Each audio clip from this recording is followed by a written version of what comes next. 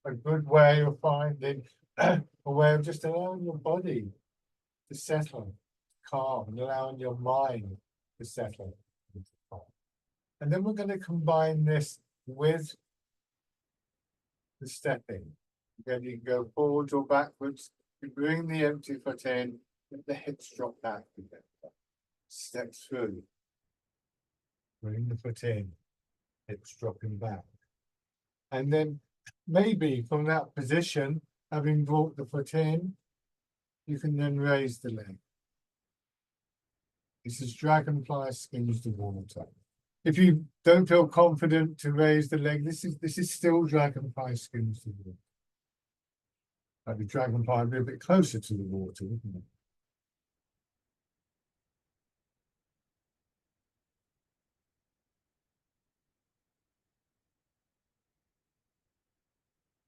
Change direction.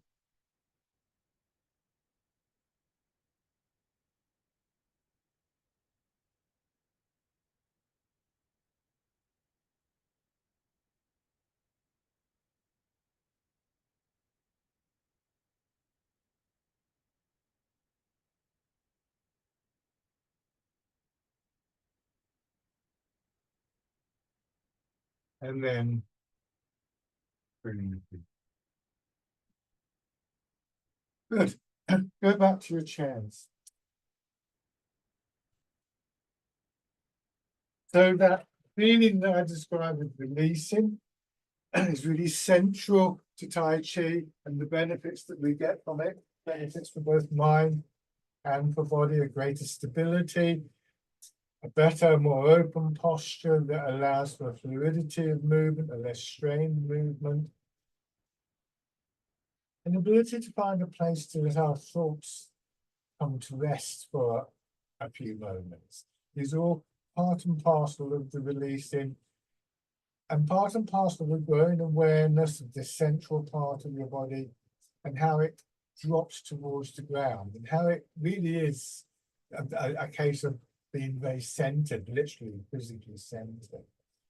The last exercise that we do, Embrace Tiger, we return to mountain, again, really emphasizes that aspect of the art that is so crucial to everything else that we do. It's one of the great takeaways, one of the great benefits, I think. So letting your hands drop down, push your arms out. Body expanding, but then contracting, bringing your arms around as though you're going to hold the ball, embracing the tiger. Releasing in your hips, shoulders, your elbows, bringing your hands in and then down. Everything just settling nicely for a moment. And then we're ready to push out again. Rhythm of expansion and contraction, a constant factor through this art. Though in this exercise, the inward contracting, the in movement is actually, of course, more prominent. But that's good because that's often the one that we miss, the one that we overshoot in a hurry.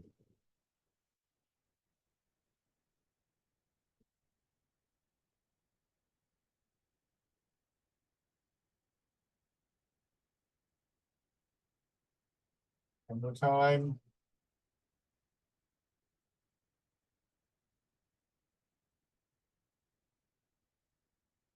And then that one is good.